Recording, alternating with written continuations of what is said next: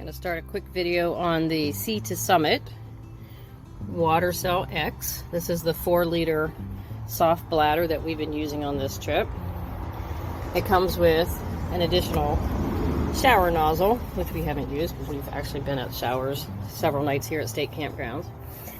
This is where you fill it up and it tightens on, but then you also loosen, I don't know if I can do this one-handed, this piece, the outer edge of it, and then this, so it pours it out for you. And then you can seal it back up, turn it this way, and seals it back up. So I'm going to show you a few more things. I'm going to fill it back up because we're almost out of it. We're going to be wild camping tonight, so I'm going to get some more water. So it fills really easily. I just fill it up this way, take that off, fill it up.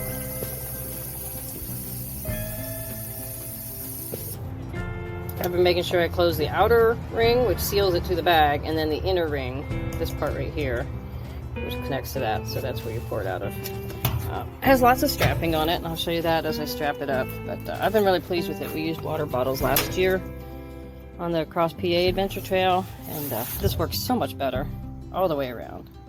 Finished filling up the Watercell X from Sea to Summit here at, where are we at, Sizerville State Park on the backcountry discovery route.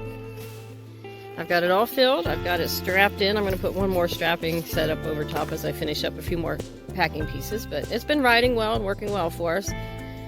The first one I ever saw was filled with wine, but ours has been filled with water, so it's been working great.